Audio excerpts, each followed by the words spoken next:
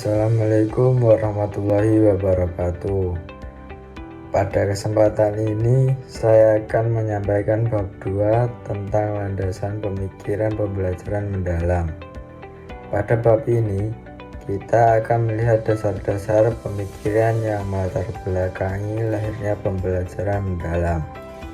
Landasan ini penting karena menjadi fondasi agar pendekatan pembelajaran mendalam dapat diterapkan secara tepat dan relevan dalam pendidikan Indonesia. Secara umum, bab 2 membahas 5 landasan utama dalam pembelajaran mendalam, yaitu landasan filosofis dan pedagogis, landasan teoritis, landasan sosiologis, landasan yuridis, serta landasan empiris. Kelima landasan ini saling berkaitan dan membentuk satu kesatuan pemikiran. Dengan memahami bagian ini, kita dapat melihat bahwa pembelajaran mendalam bukanlah konsep yang muncul tiba-tiba, tetapi memiliki dasar yang kuat. Selanjutnya kita akan masuk ke landasan filosofis. Dari sisi filosofis, pembelajaran mendalam berpijak pada pandangan bahwa pendidikan adalah proses memanusiakan manusia.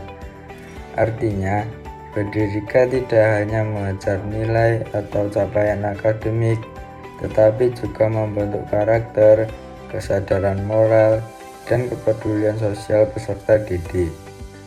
Pemikiran tokoh seperti John Dewey, Ki Hajar Dewantara, dan Kiai Haji Ahmad Dahlan menegaskan bahwa pendidikan harus dekat dengan kehidupan nyata dan mampu mendorong perubahan ke arah yang lebih baik. Nah, tadi kan kita sudah membahas tentang landasan filosofis. Sekarang kita akan bahas landasan pedagogis. Secara pedagogis, pembelajaran mendalam menempatkan peserta didik sebagai pusat pembelajaran. Peserta didik tidak lagi diposisikan sebagai penerima informasi, melainkan sebagai subjek aktif yang membangun pemahamannya sendiri. Dalam hal ini, guru berperan sebagai fasilitator dan pendamping belajar yang menciptakan suasana aman, nyaman, dan mendorong peserta didik untuk berpikir kritis, berdiskusi, serta melakukan refleksi. Nah, sekarang kita akan membahas landasan teoritis. Pembelajaran mendalam juga memiliki landasan teoritis yang kuat. Pendekatan ini didukung oleh teori deep learning yang menekankan pemahaman mendalam dibandingkan hafalan semata. Selain itu, teori konstruktivisme memandang belajar sebagai proses aktif membangun pengetahuan, dan teori pembelajaran berbasis pengalaman menekankan pentingnya belajar dari pengalaman nyata. Semua teori ini mengarah pada suatu hal, yaitu pembelajaran harus bermakna dan dapat diterapkan dalam kehidupan. Selanjutnya kita akan membahas prinsip pembelajaran mendalam. Dalam pembelajaran mendalam terdapat 3 prinsip utama, yaitu berkesadaran, kedua bermakna, dan ketiga menggembirakan. Ketiga prinsip ini menjadi ciri khas pembelajaran mendalam dan menjadi acuan dalam merancang proses pembelajaran.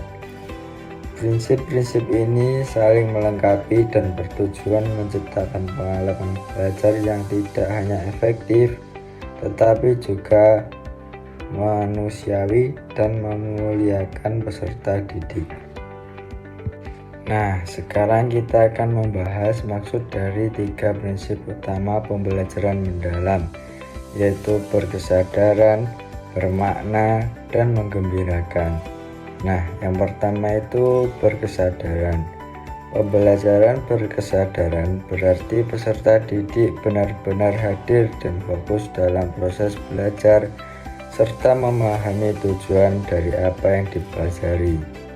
Nah, selanjutnya itu pembelajaran bermakna. Pembelajaran bermakna mengaitkan materi pembelajaran dengan pengalaman dan kehidupan nyata peserta didik, sehingga pembelajaran tidak terasa jauh atau abstrak. Sementara itu, pembelajaran menggembirakan, menciptakan suasana belajar yang aman, menyenangkan, sehingga peserta didik merasa nyaman, termotivasi, dan antusias untuk belajar. Nah, selanjutnya kita masuk landasan sosiologis. Secara sosiologis, pembelajaran mendalam berperan penting dalam upaya mencerdaskan kehidupan bangsa. Pendidikan harus mampu menjawab tantangan masyarakat Indonesia yang majemuk, dinamis, dan terus berkembang. Melalui pembelajaran mendalam, peserta didik dibekali kemampuan berpikir kritis, sikap toleran, dan kepedulian sosial agar mampu berkontribusi secara positif dalam kehidupan bermasyarakat, berbangsa, dan bernegara. Nah, selanjutnya kita akan membahas landasan yuridis. Pembelajaran mendalam juga memiliki dasar hukum yang kuat dalam sistem pendidikan nasional. Hal ini sejalan dengan amanat Undang-Undang Dasar 1945 Pasal 31 serta Undang-Undang Nomor 20 Tahun 2003 tentang Sistem Pendidikan Nasional. Regulasi tersebut menegaskan bahwa pembelajaran harus berlangsung secara aktif, bermakna, dan menyenangkan serta mengembangkan potensi peserta didik secara menyeluruh. Nah, sekarang kita akan masuk ke landasan empiris. Landasan empiris pembelajaran mendalam menunjukkan bahwa pendekatan ini bukan hanya bersifat teoritis, tetapi telah terbukti dalam praktik. Berbagai pengalaman pembelajaran yang berpusat pada peserta didik, kontekstual, dan aktif menunjukkan bahwa peserta didik lebih memahami materi, lebih terlibat, serta memiliki motivasi belajar yang lebih tinggi. Di Indonesia, praktik seperti pembelajaran berbasis proyek dan refleksi juga memperlihatkan hasil positif. Hal ini menegaskan bahwa pembelajaran mendalam relevan, aplikatif, dan efektif untuk diterapkan dalam pendidikan. Sekian materi singkat yang dapat saya sampaikan. Bila ada salah kata mohon dimaafkan. Wassalamualaikum warahmatullahi wabarakatuh.